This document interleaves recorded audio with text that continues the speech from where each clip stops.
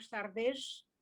Tenemos hoy otra actividad del Club de Roma y en esta actividad que seguimos el objetivo número 2 de los objetivos sostenibles del milenio. Para la actividad de hoy tenemos al señor Francisco Roig. El señor Francisco Roig es licenciado en Filología Románica e Hispánica por la Universidad de Barcelona y es catedrático de Lengua y Literatura Catalana. Su actividad docente ha sido como director del IES Martí Franquès, también ha sido inspector de educación e inspector jefe de los servicios territoriales del Departamento de Educación de la Generalitat de Cataluña en Tarragona. En el 2010 hasta el 2018 fue director de Càritas Tarragona. Actualmente es el presidente de Càritas Cataluña. También ha sido vocal de la Junta Directiva de la Mesa de Entidades del Tercer Sector de Cataluña. Además, está vinculado también en diversas entidades como es Òmnium Cultural, el Instituto de Estudios Canónicos Pons Castellví y también fue fundador y es presidente de la Asociación Internacional de Lengua y Literaturas Catalanas. Hasta la fecha ha publicado más de 15 investigaciones de historia y de literatura. Como he dicho, hoy nos va a hablar del objetivo 2. Tiene, señor Roig, 30 minutos para exponer su exposición y luego dar paso a todos los asistentes que quieran pues hacerle preguntas. Ya, si me permite, señor Roig, un recuerdo al que fue también Càritas, que fue presidente de Càritas España, el doctor Pellicer, que falleció ya hace bastante tiempo y tuve la gran suerte de conocerle y de organizar algunas actividades con él. Señor Roig, muchísimas gracias por su intervención. Le damos paso para que usted nos exponga la gran tarea que está haciendo Càritas. Sin Càritas, Cataluña, España o lo que sea, mucha gente lo pasaría mal, muy mal, que no quiere decir que lo pase bien, pero sí que cubre al menos necesidades básicas. Afortunadamente tenemos Càritas, Cruz Roja y entidades mucho más pequeñas que también ayudan, pero Càritas tiene el reconocimiento de todos los gobiernos y de todas las personas, acudan o no acudan a pedir ayuda a Càritas. Señor Roig, cuando usted quiera. Muy bien, muy buenas tardes y muchas gracias a todos los que están conectados y han tenido la amabilidad de invertir una parte de este tiempo de la tarde para poder conocer un poco mejor, de primera mano en este caso, la realidad de esta pandemia que todos hemos convenido en clasificar o adjetivar como la pandemia crucial que ha acabado de rematar una sociedad que ya venía en posición de crisis desde el 2008 hasta el 2014. Sí que bien es cierto que en el 2008 fue una crisis inmobiliaria y financiera, pero la recuperación social de muchas capas de entornos sociales de déficit no se habían acabado de restituir de aquella situación que padecieron con la crisis del 2008. Por tanto, las heridas estaban todavía abiertas, las heridas no habían cicatrizado del todo y justo en este momento llega el gran impacto del virus, de la COVID-19, que si bien es cierto que es sanitaria, también conlleva la crisis económica que en estos momentos podemos asegurar, según nuestros indicadores, que son los indicadores FOESA, básicamente también, que esta crisis económica no se acabará justo cuando empecemos a leer en los titulares, en la prensa y en la radio que hemos superado la crisis sanitaria. La crisis sanitaria tiene el reto que con la vacuna podemos pararla, podemos reducirla, podemos incluso mitigarla, pero la crisis económica y social tendrá una larga perduración en los próximos 2 años. Por tanto, estamos en una situación muy delicada porque a partir del momento ese del gran confinamiento que supuso el año 2020, nada volverá a ser igual de cómo lo teníamos situado antes de la crisis de la COVID-19. Todo o básicamente muchas cosas serán obligatoriamente diferentes. Por tanto, tenemos la obligación de reinventarnos para dar respuestas a ese contundente reto que la sociedad nos echa en cara cada día. Porque no podemos ignorar que en estos momentos tenemos una situación social en que la polarización cada vez es más distante. Los que tienen más cada vez tienen y siguen teniendo más, y los que tienen menos cada vez tienen menos y siguen teniendo menos. Por tanto, el sector intermedio social ha quedado fusionado prácticamente o invisibilizado. Por tanto, les he preparado una ponencia en la cual hablaremos de la situación social, pero también básicamente sobre la situación alimentaria. A mí, a veces, en algunas conferencias, coloquios o mesas redondas, me plantean algunos de los interlocutores esta cuestión que les voy a mostrar como frontispicio de lo que vamos a desarrollar después. Esta pandemia, aparte de ser sanitaria, es también la pandemia del hambre. ¿Vamos a partir de este momento marcha atrás de lo que habíamos conseguido hasta hoy? Estas son dos preguntas sobre un mismo concepto que, evidentemente, durante las últimas décadas del siglo XX hemos de convenir que se produjo una importante reducción de las situaciones de hambre en el mundo. Se redujeron bastante, se luchó mucho, pero se consiguió bastante. Pero si atendemos a los últimos informes de la FAO, después de esta fase, digamos, más o menos relativizada en la comodidad de lo que se iba sosteniendo, hoy en día nos encontramos con que la disminución de las denominadas décadas del hambre en el mundo, que esto es una medida utilizada por el POU, que es la prevalencia de la desnutrición, hemos de convenir que lamentablemente esta fase ha terminado. Y cuando digo que ha terminado es porque el número de personas afectadas por el hambre en el mundo ha vuelto a incrementarse y cada vez sigue incrementándose. Esta tendencia alcista comenzó en 2014 y sigue incrementándose en nuestros días. En este sentido, hay actualmente casi 60 millones más de personas en el mundo desnutridas, más que las que teníamos en 2014. Y las previsiones apuntan a que el número mundial de personas desnutridas en el 2030 llegue a superar los 840 millones de personas. Por tanto, estamos hablando de cifras que, una vez dichas, bueno, muy bien, estamos tan inmunizados a las estadísticas que prácticamente ya no nos sorprende casi nada.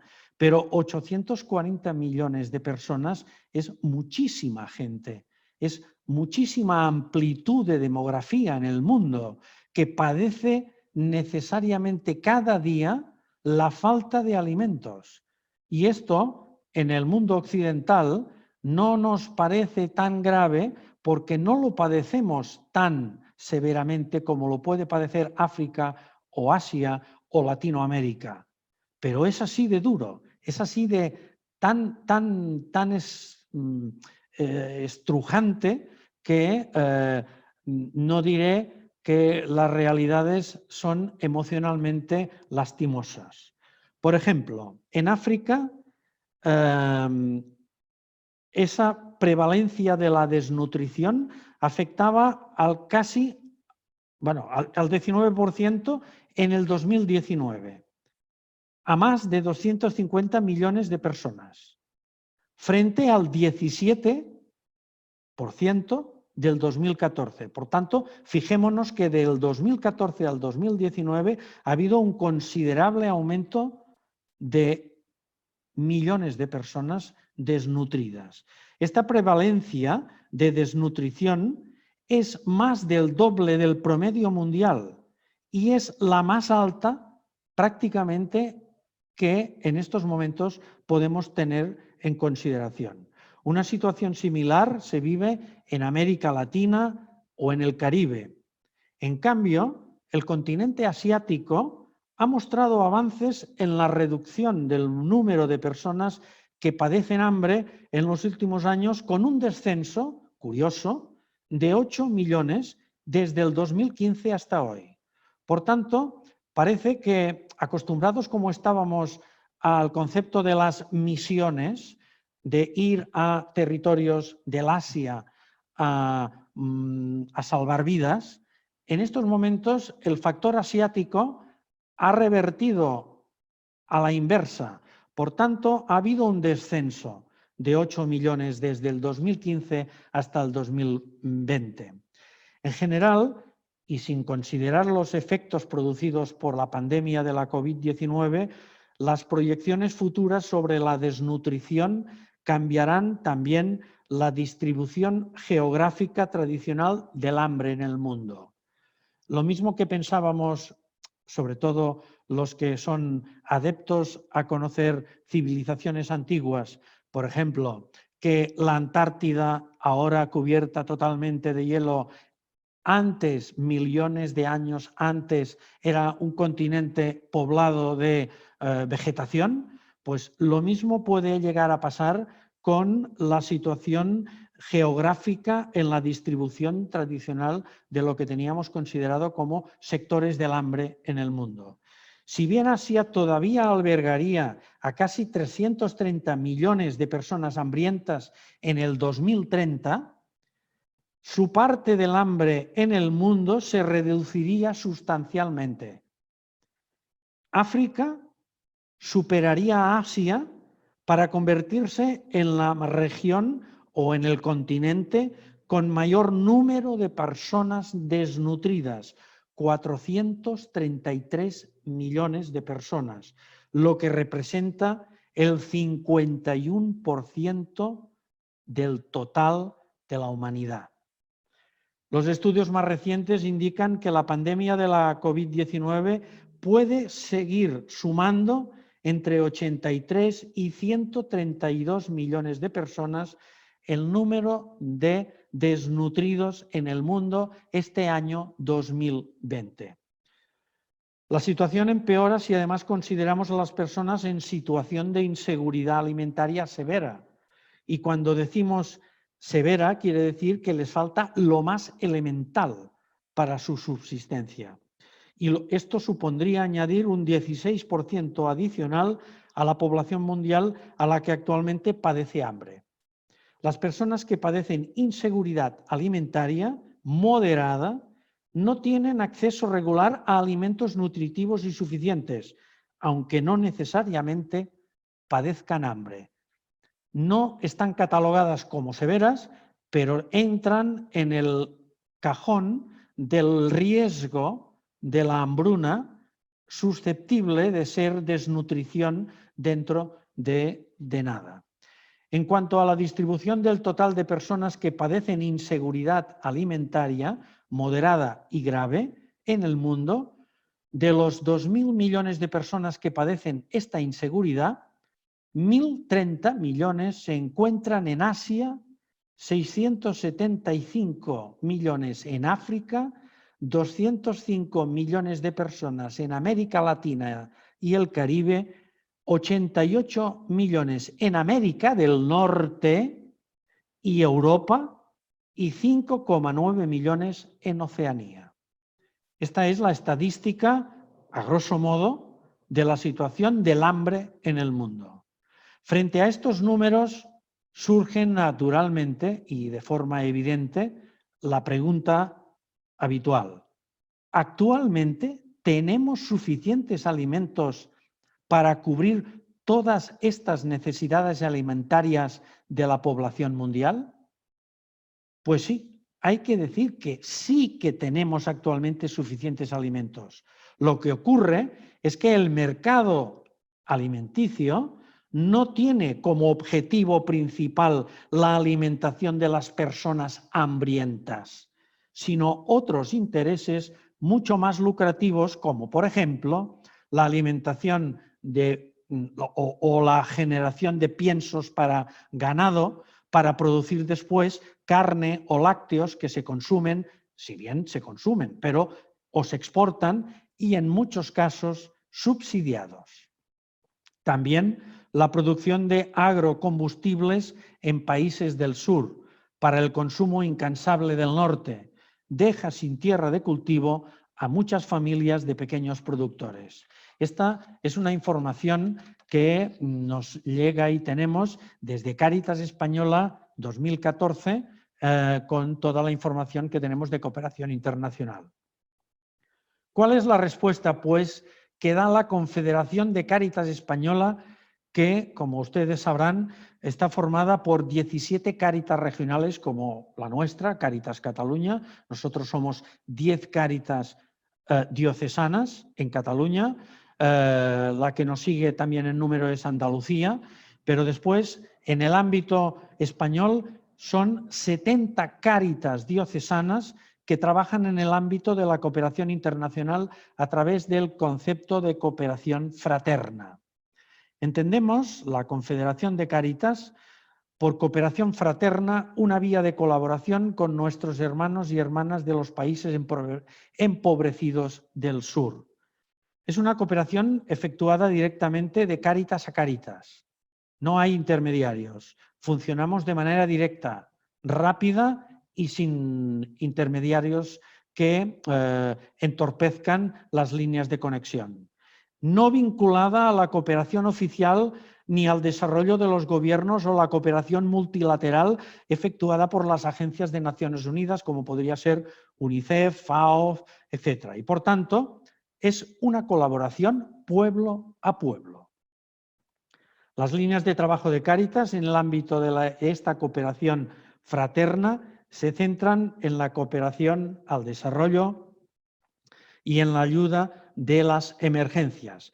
Proyectos de cooperación y desarrollo que se focalizan en ámbitos alimentarios, fortalecimiento de las comunidades locales, agropecuarios, de empoderamiento, de mundo de entornos educativos. Por ejemplo, Cáritas Zaragoza, por ejemplo, apoyó a la ONG en Potosí, Bolivia, en actividades de producción agropecuaria. Cáritas Bilbao y el proyecto de reforestación y seguridad alimentaria en Arregui, en Haití. Cáritas Española y el proyecto de desarrollo rural integral en el norte de Gorgol, en Mauritania.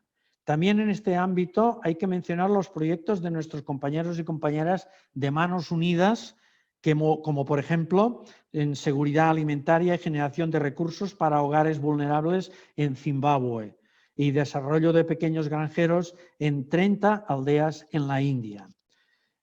Hay después, esto sería una primera línea de trabajo en la cooperación fraterna, pero hay una segunda línea de trabajo en la ayuda en situaciones de emergencia, como pueden ser las hambrunas, los terremotos, los tsunamis, los desplazamientos demográficos poblacionales forzados por la crisis, por las guerras, por las situaciones de gran inestabilidad política, como puede ser el entorno de Siria, trabajando para mejorar la capacidad de respuesta y lograr una rápida recuperación. Actualmente, la Confederación de Cáritas Española tiene activas 8 situaciones de emergencia. Centroamérica, donde se apoya a la población afectada por 2 devastadores huracanes. Grandes Lagos, la región que padece una grave crisis humanitaria que atenta contra los derechos humanos de las personas. refugiados rohingyas en Bangladesh, que son más de 850.000 personas que viven en campos de refugiados en pésimas condiciones de vida. En Siria, tras años de guerra, la población necesita ayuda humanitaria urgente para recuperar su vida y mirar el futuro con dignidad y esperanza. En Mozambique, a los efectos de los desastres naturales se añade la violencia de los grupos armados. La venta de armas es otro mal endémico que aumenta todavía más el riesgo del hambre. En Sahel, los efectos del cambio climático y los conflictos bélicos reducen dramáticamente el acceso a alimentos. En Venezuela se apoya a la población ante la dificultad de acceso a alimentos y, sobre todo, medicamentos. En el Cuerno de África se ayuda a la población que sufre una emergencia humanitaria crónica agravada, eso sí, por la pandemia de la COVID-19. Bien, esta línea, esta pantalla que les he mostrado, no es nada más ni nada menos que la fraternidad de cooperación internacional que hace Cáritas. Pero Cáritas es también la mano que ayuda al vecino de al lado, al que vive en el piso de abajo, al que está en la esquina de la calle que da a nuestro portal. Cáritas trabaja en la proximidad, trabaja en la distancia, como les he comentado, pero trabaja también en la proximidad del día a día. Trabaja Cáritas desde el primer día del confinamiento y del estado de alarma de la COVID-19, no cerró sus locales, se mantuvo al pie de trinchera, siguió dando respuesta a las múltiples necesidades que se iban incrementando a medida que el confinamiento iba creando situaciones de crisis, crisis emocional, crisis de alimentación, crisis de alojamientos, crisis de pago de electricidad, de agua, de recursos energéticos, etcétera. Por tanto, Cáritas estuvo al lado de las personas que lo necesitaron, que nos pidieron ayuda, que fueron las que lanzaron el grito de auxilio ante una situación emergente provocada por un virus, pero auspiciada después por lo que supuso la crisis económica que con el confinamiento se rompió, lo único que durante el 2008 mantuvo la subsistencia de muchas familias, es decir, el trabajo informal, la utilización de trabajos, digamos, mercado subsidiario, el que diríamos el mercado negro, que nosotros llamamos el mercado informal, pues porque muchas personas trabajaban en el servicio doméstico, no tenían contratos o lo que sea, pero seguían cobrando. Ahora, con la pandemia de la COVID-19, el confinamiento y, por tanto, el estado de alarma cerró totalmente esta entrada de recursos y provocó una auténtica catástrofe en muchísimas personas que de la noche a la mañana se vieron obligadas a disponer de los pocos recursos que tenían o algunos ni recursos que tenían. Hay que añadir después el factor de las personas mayores, que con la crisis del 2008 fueron el salvavidas de muchas familias jóvenes con hijos que ante la crisis habían perdido el trabajo, habían abandonado quizá su situación laboral estable, pero tuvieron a sus padres, tuvieron a los abuelos, que les dieron un motivo de ayuda y la posibilidad de salir adelante. Pero estos recursos de las personas mayores, con la llegada de la pandemia, ya entró en su fase límite. Quedaban exhaustos, porque las personas mayores que vivían y viven de una pensión, las pensiones se han estabilizado a la baja, los sueldos se han reducido sustancialmente a situaciones en muchas ocasiones muy indignas. Por tanto, Gente que trabajaba cobraba menos, gente que tenía una pensión seguía cobrando lo mismo, pero ya no tenía recursos. Por tanto, las ayudas de antes no han podido dar respuesta a las necesidades de hoy. Esta es la grave situación que en estos momentos tenemos. Aparte del efecto que ha producido la COVID-19 en muchas residencias de gente mayor que ha provocado las defunciones que todos conocemos. Por tanto, ha sido una crisis galopante que en estos momentos entra en una fase de estabilidad con la vacuna, pero que en la parte que nosotros consideramos social sigue estando en el tobogán del descenso. Por tanto, hasta el 2023 creemos no empezar a tener atisbos de realidad optimizada para poder superar en lo posible esta situación de clara emergencia social. Por tanto, ¿cuál es el posicionamiento de Cáritas respecto al derecho humanitario de la alimentación de las personas? Pues básicamente el derecho a una alimentación con prioridad en todas las políticas que tengan un impacto en agricultura y alimentación. Cáritas somos claramente combativos con determinadas retóricas políticas que solamente llenan periódicos, prensa, radio y televisión con titulares excelentes, pero que una vez pasado el titular, la realidad brilla por su ausencia. Queremos realidades tangibles, no propaganda innecesaria. No jugamos nosotros al electoralismo, jugamos a cubrir las necesidades básicas de las personas. Por tanto, acabar con el hambre es el objetivo dentro del nuevo marco post-2015, con especial hincapié en la nutrición. Queremos también eliminar o limitar las emisiones contaminantes por debajo del 1,5%, acordadas en el marco y en la Convención de Naciones Unidas y el Cambio Climático. Tener un mayor rol en el Comité Mundial de Seguridad Alimentaria para promover el bien común, los intereses en las organizaciones de pequeños agricultores, los principios de inversión en agricultura responsable. En estos momentos estamos viendo una nueva migración de la ciudad a la ruralía. Hay muchas personas que ante esta situación que hemos vivido durante el 2020 han abandonado la ciudad porque encuentran mejores recursos en un pueblo, en una zona rural, que en una gran ciudad. Esto significa que muchos pueblos que hasta ahora habían quedado reducidísimos tienen pocos recursos, porque con los que habitaban tenían suficiente. Con la llegada de más personas, porque el teletrabajo, la conexión telemática, Internet, da muchas más posibilidades de poder realizar el efecto laboral desde la distancia, pues ha provocado que muchas personas se hayan desplazado a sectores rurales donde hay, parece ser, más posibilidades de afrontar la crisis con más tranquilidad. Bien, pues esta realidad es el enfoque de la resiliencia en el trabajo de las emergencias, apoyando a las organizaciones colectivas locales. Perdón.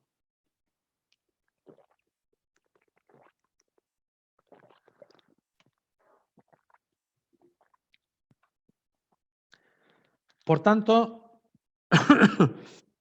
queremos poner nosotros el punto álgido de nuestra reivindicación como Cáritas en el derecho a la alimentación como centro de todas las decisiones políticas, particularmente las relativas al cambio climático y formar la base de la reforma de la gobernanza del sistema alimentario español. Queremos y deseamos apoyar la agricultura a pequeña escala o lo que es lo mismo, la agroecología, particularmente a nivel familiar, como estrategias de éxito para la seguridad alimentaria. favorecer la participación de los pequeños agricultores y las organizaciones de agricultores en el diseño y la implementación de cualquier decisión sobre la agricultura y promover la importancia de las mujeres en la agricultura para garantizar el mismo acceso que los hombres a los recursos que precisan: tierra, agua, ganado, semillas, trabajo, formación, servicios financieros y tecnología. Porque evidentemente tenemos una situación preocupante en este aspecto. Mejorar la igualdad de las personas es el punto neurálgico desde el que Cáritas, como fiel conservadora de la doctrina cristiana, quiere para todo el mundo. La igualdad de las personas en el uso de los recursos para la subsistencia. Por tanto, implementar políticas sobre tenencia de tierra y conservación y uso del agua es un modo coherente en el propósito de eliminar acaparamientos de tierras atendiendo a orientaciones dadas por las directrices de la FAO.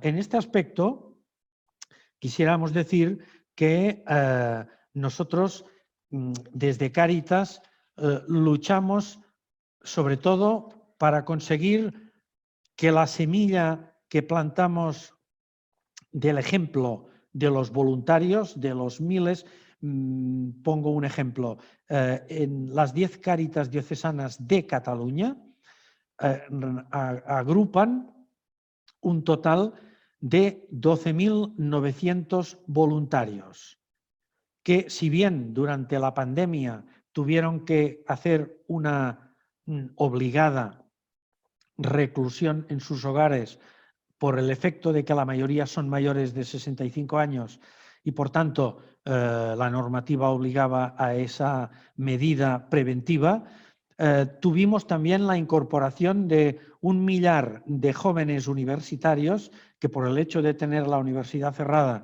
y por tanto las clases no activas, se incorporaron a las actividades de Cáritas como voluntarios temporales, mientras duró el tiempo, para ayudar a dar solución a personas mayores que necesitaban que se les llevase la comida a sus casas, a proyectos de acompañamiento de personas en las residencias donde se podía entrar, etc. Por tanto, la situación en nuestro país sigue siendo preocupante y las medidas de protección social consideramos que todavía no son suficientes.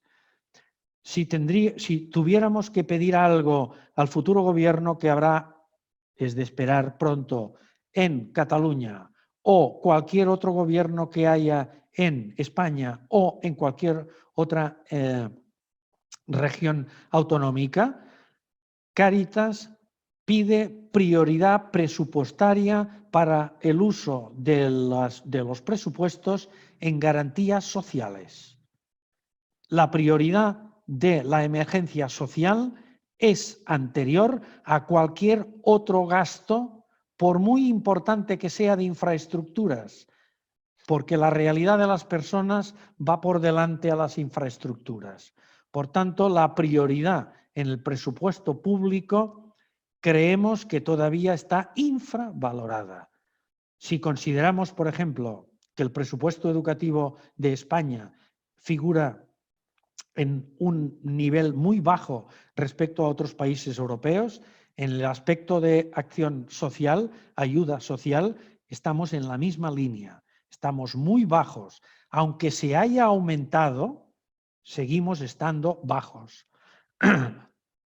Ciertamente, podemos congratularnos que la semana pasada se llegó a un acuerdo con una compañía importante de energía para no aplicar el desnoramiento a la multiplicidad de recibos de electricidad que estaban pendientes de pago por falta de recursos económicos de tantas y tantas familias. Perfecto. Han sido unos 35 millones de euros. Esto cuando alguien nos pregunta, ¿vosotros cómo lo veis? Pues lo vemos bien, estamos por el buen camino, pero no es la llegada al final del camino. Este es el inicio, el principio para poder llegar donde queremos, para poder conseguir el horizonte que todos deseamos, esta es la primera piedra, quizá la primera piedra del angular que pueda coronar el edificio, pero es la primera piedra, no es con todo esto lo que haya salido en la prensa, decir, bien, ahora ya hemos quedado bien, hemos echado mano del talonario, hemos cubierto estas necesidades, ahora todo ese grupo ya callará y no nos molestarán. Esta puede ser una respuesta. No, nosotros seguiremos insistiendo en que es el buen camino, pero hay que seguir manteniendo, porque el camino se hace juntos, porque juntos se llega más lejos. De manera individual y por separado no se llega a ninguna parte. Por tanto, en esta situación, el 46% de personas que viven en hogares que no pueden hacer frente a los gastos de suministros de su vivienda no pueden pagar el alquiler o bien la hipoteca. Y esto es una proporción muy alta. El confinamiento potenció la desigualdad tecnológica. Pensemos en la brecha digital, que se convierte en un factor determinante de la exclusión social. Es decir, es la consecuencia y al mismo tiempo la situación a la que se han visto abocadas muchas familias que por falta de recursos informáticos, por falta de formación tecnológica o bien por falta de recursos pecuniarios para poder dotarse de estos instrumentos, no han podido acceder al, al ingreso mínimo vital que aprobó el Gobierno central español, o bien a la renta garantizada de ciudadanía que aprobó la Generalitat de Cataluña. Esta es una situación, ¿por qué? Porque muchas veces, como todo lo hemos basado en la tecnología informática, muchas de estas peticiones se tienen que formalizar vía telemáticamente y muchísimas de estas personas que no tienen para comer, ¿cómo van a tener para comprar un ordenador? Aunque haya gente que me diga, sí, pero móviles tienen. Bueno, bien, sí, no podemos negarlo. De móviles hay, pero un móvil no da posibilidad para hacer estas conexiones que pide esta situación. Por tanto, hay que tener una situación comprensible en la realidad y una visión también razonable de esta comprensión de la precariedad. Pero además de la brecha digital como motor de exclusión en el ámbito educativo y social, tenemos el impacto de la salud psicoemocional, que es cerca del 40% de los hogares están peor ahora que durante el confinamiento. Es decir, en el confinamiento nos quejábamos que no podíamos salir. No salíamos, pero la gente resistió. Pero a partir de la abertura se han podido empezar a comprobar situaciones de crisis psicoemocionales que generan situaciones preocupantes. Preocupantes en violencias de género, preocupantes en crisis neuronales. Por tanto, son las, digamos, consecuencias de los efectos colaterales de la pandemia. Por tanto, hay hogares también y colectivos específicos y población inmigrante que siguen estando en situación de desventaja, especialmente en la irregularidad económica y social.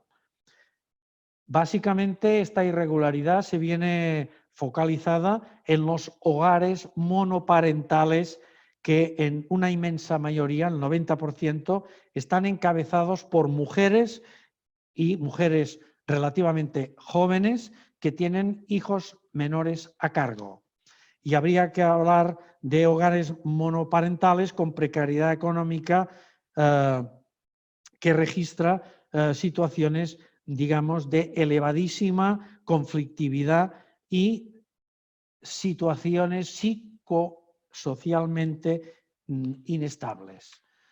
Por tanto, el informe sobre el impacto de la COVID-19 en las personas atendidas por las Cáritas con sede en Cataluña, la segunda oleada, que nosotros hicimos y que hemos puesto a disposición de cualquiera porque lo tenemos colgado en la página web, la pobreza afecta al 19% de la población de Cataluña.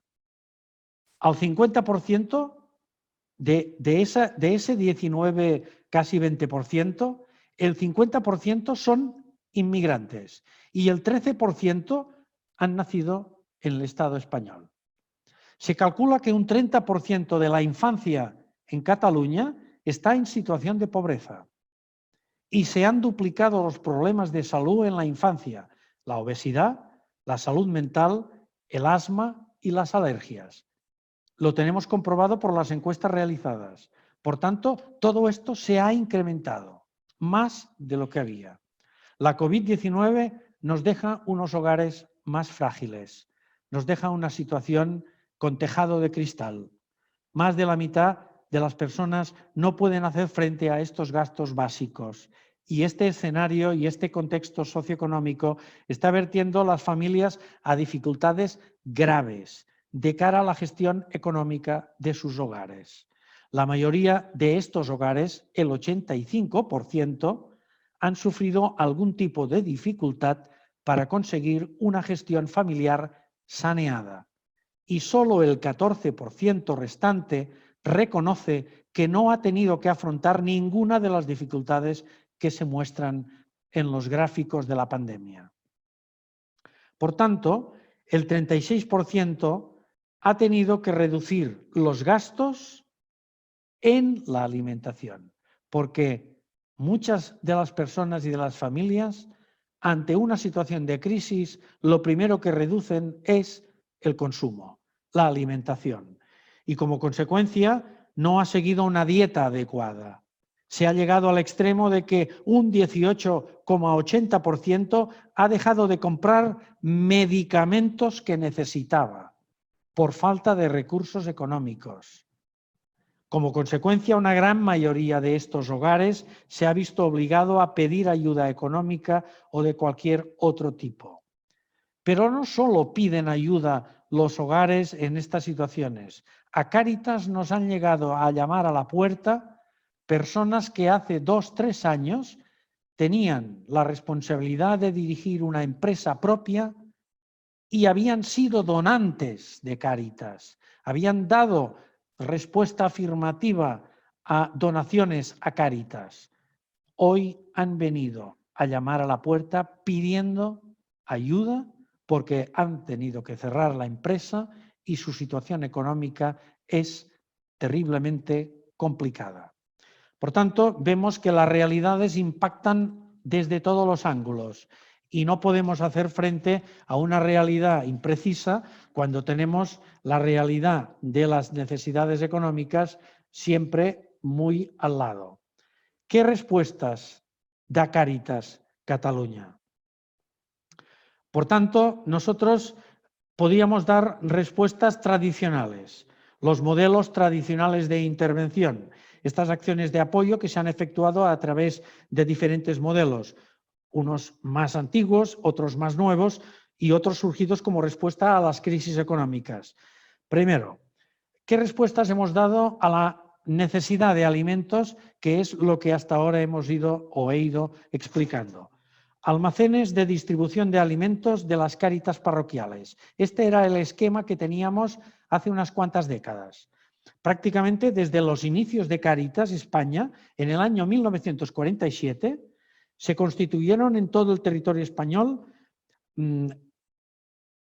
almacenes de Cáritas para almacenar alimentos de Cáritas parroquiales que ayudaban a las personas más necesitadas en los municipios. En estos primeros años, y digo primeros, pero esta realidad y esta situación se alargó los años de la década de los 60, 70, 80, incluso durante los 90, el soporte se centró en medidas asistencialistas, con la provisión de alimentos y de ropa, Para esto se crearon los famosos roperos de Cáritas, los almacenes de Cáritas para la dispensación de los alimentos y de ropa. La práctica totalidad de estos recursos estaba gestionada por voluntarios y voluntarias de Cáritas que dinamizaban la recogida de ropa y de alimentos, sobre todo a través de campañas locales que contaban con la colaboración de la ciudadanía. Este modelo, forzosamente, ha ido evolucionando y ha tenido que irse superando para mejorar y dignificar el reparto de este tipo de bienes. De aquí salieron las tiendas de ropa de segunda mano de la red Roba Amiga o de la actual Moda Re de Cáritas Española. Tenemos también los bancos de alimentos. La mayoría de las donaciones alimentarias de los bancos de alimentos proceden de excedentes alimentarios de la Unión Europea o ven de donaciones de empresas. Y estas donaciones suponen en un volumen total el segundo mecanismo para la obtención de productos alimentarios. También, ¿cómo nos llegan los recursos? A través de campañas de recogida. Frente al recrudecimiento de la situación social de centenares de miles de familias de todo el Estado español, la sociedad civil se ha venido comprometiendo con diferentes campañas de recogida de alimentos como el Gran Recapta, que anualmente se efectúan hacia finales de año en Cataluña o en buena parte de España. Este tipo de acciones se fundamenta en la implicación de los clientes de los establecimientos alimentarios, así como de una marea humana de voluntarios y voluntarias aportados por numerosas organizaciones sociales. Y finalmente la compra de alimentos. Frente a situaciones límite, como por ejemplo la que tenemos en la primera oleada de la COVID-19, que implicó un aumento espectacular de demandas de alimentos por parte de miles de personas que se vieron sin trabajo, sin ahorros y con una escasa red de apoyo, hemos tenido, aparte de los bancos de alimentos como entidades sociales que nos facilitaban, otras iniciativas que se han desarrollado, como por ejemplo las campañas que durante el 2020 se hicieron en Cáritas por 3. Bien, todo esto son recursos por los cuales hemos ido avanzando para intentar dar respuesta a las necesidades que hoy nos plantean el reto de la responsabilidad de las personas que tenemos la obligación y el compromiso de ayudar a los más necesitados. Con esto he querido hacer una radiografía muy rápida, si bien es cierto, porque aunque pongamos mucho interés, mucho esfuerzo y muchos recursos, seguirá existiendo la pobreza. Probablemente con la vacuna eliminaremos el virus, pero aunque apoyemos muchos recursos, bajaremos la intensidad de la pobreza, pero la pobreza continuará compartiendo con nosotros el camino. Por tanto, hay que intentar que el camino sea leve, aunque la pobreza sea nuestra compañera. Muchísimas gracias, señor Roig. Nos ha ilustrado sobre el gran trabajo que hace Cáritas, la gran necesidad. No es que no supiéramos el gran trabajo que hace Cáritas, ya lo sabíamos, lo sabemos y lo hemos seguido. No sé qué harían los gobiernos sin las Cáritas, no sé qué harían ni cómo lo arreglarían. Muchísimas gracias. Su testimonio casi que nos encoge el corazón. No solo gracias por sus explicaciones, sino gracias por todo lo que hacen Cáritas, sobre todo para aquellas personas que más lo necesitan. Si le parece, ahora daremos paso, no con mucho tiempo, no disponemos de mucho tiempo, a las preguntas que le quieran hacer. Como yo las voy a ver en pantalla, las voy a leer, si le parece. Muy bien.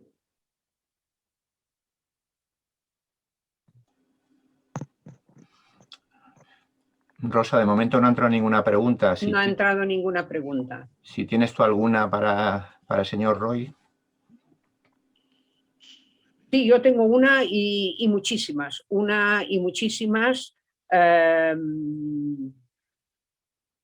Las grandes colas que se ven actualmente en Barcelona y en todas partes para todas ellas, ¿tienen alimentos disponibles? Porque a veces se me encoge el corazón de pensar, estas personas que estoicamente están esperando su alimento, ¿lo van a recibir? Es decir, ¿qué milagros hacen ustedes de los panes?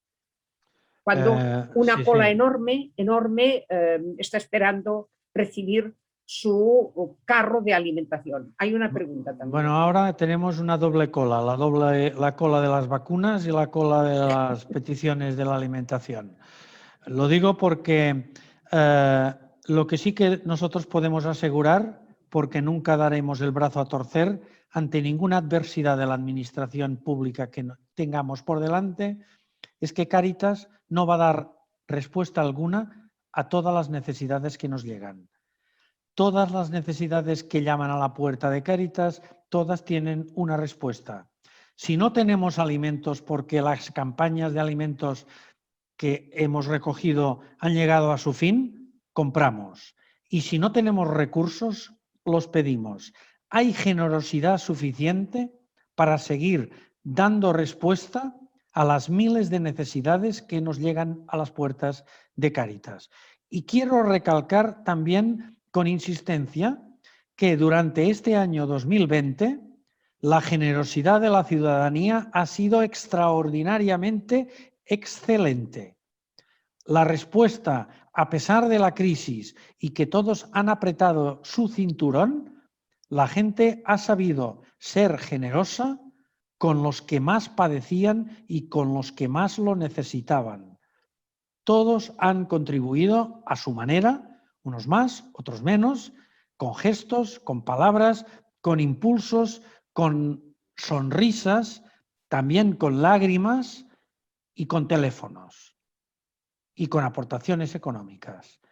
La generosidad ha sido el denominador común que ha hecho posible que hayamos podido sobrellevar la crisis con dignidad, pero sobre todo con la elegancia de saber soportar el inconveniente de la incongruencia. No podemos predicar lo que no somos capaces de ejecutar.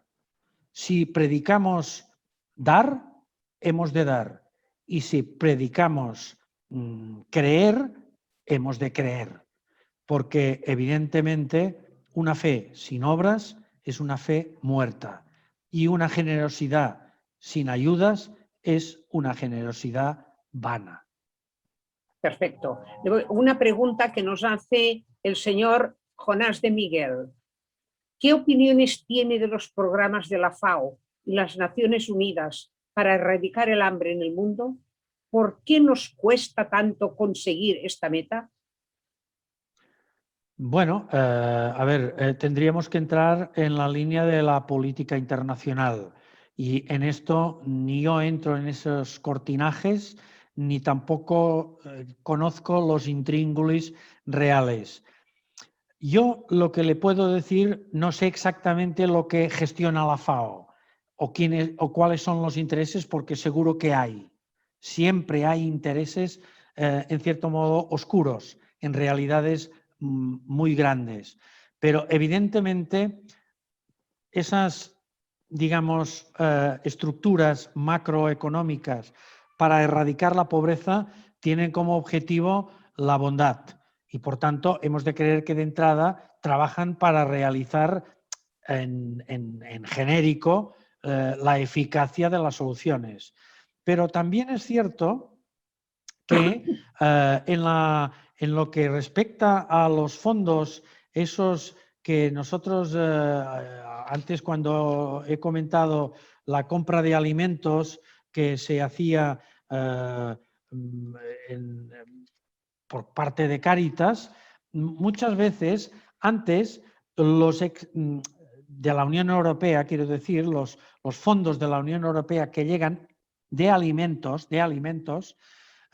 muchas veces esos fondos venían de los excedentes alimentarios, pero llegó un momento que esos excedentes alimentarios no fueron suficientes y entonces se pasó a una segunda fase que era poder encargar sobreproducción para generar esos excedentes. Y es cuando entramos en situaciones un poco más complicadas, porque muchas veces no sabes dónde está el límite del negocio propio a la gestión ajena. Por eso digo que es difícil entender lo que la FAO, la Federación Mundial de la Alimentación, puede hacer para subsanar el hambre en el mundo, que de hecho hace y hace mucho, pero siempre hay posibilidades de hacer más. Y sobre todo, la mejor posibilidad es la que vemos muchas veces cada día al anochecer en nuestras calles. Hay mucha cantidad de alimentación abocada a los contenedores que se abandona. Por tanto, quiere decir que todavía, a pesar de la crisis, hay sobreabundancia que genera sobreabundancia. Y es una lástima que encontremos personas abocadas dentro de los contenedores buscando y hurgando para poder pescar algo y sacar algo de lo que los otros tiran. Y para esto deberíamos de hablar del malbaratamiento de los animales, de los alimentos. Alimentos, pero esto es otra tema. cuestión, sí. El señor Alberto Fernández, muchas gracias por su ponencia. En su opinión, ¿podemos sacar alguna enseñanza de la mejoría de Asia en la lucha contra el hambre respecto a otras regiones del mundo? ¿Dónde están las claves? Bueno, la clave de esta tendencia, porque hablamos solo de tendencias, de esta mejora en las tendencias, es quizá que el reparto de lo que antes estaba en el dominio de unas clases excesivamente restringidas, dominantes, ahora ha podido quizá ser más extensivo a clases más populares. Por tanto, las cosechas se han extendido y los campos estériles que no se cultivaban se han cultivado con mayores recursos de irrigación y, por tanto, del uso generoso del agua. Por tanto, ha habido mejor producción, por tanto, ha habido más repartición y menos sangría en el tema del hambre. Esta es aparte de poder encontrar alguna otra de las posibles claves que nos hagan interpretar que esa tendencia no es ficticia, que no ha sido solo de un momento, porque ya llevamos 3 o 4 años de esta tendencia que sube, con diferencia entre Asia y África. Muchísimas gracias. Hay otra pregunta. Sí, Jerónima Bonafé. ¿No considera usted una incongruencia que mientras hay colas de personas que necesiten comer, seamos un país con un desperdicio alimentario elevado? Gracias por su intervención tan interesante. Es lo que hablábamos antes de los contenedores. Lo hemos hablado antes, que estamos en un país, aunque no lo parezca, en que se genera sobreabundancia que se tira a los contenedores. Y eso genera pobreza en la búsqueda es decir, hay personas que bucean en los contenedores para poder encontrar algo que les mantenga la subsistencia para el día siguiente. De momento no hay más preguntas, casi que se nos ha agotado el tiempo. Su ponencia ha sido magnífica, nos ha ilustrado con mucho detalle de cosas que, si bien las sabíamos, las intuíamos, no teníamos la referencia directa para hacer una valoración. Muchísimas gracias por su intervención y hasta siempre. Y sigan ustedes, Cáritas, sigan haciendo lo que están haciendo y, si es preciso, incrementen, porque, como dice usted, hasta el 2023 la crisis será galopante. Muchísimas gracias al señor Roig, también a Óscar, por el seguimiento que nos hace y la ayuda que nos presta, y a todos los participantes. Muchísimas gracias y buenas noches.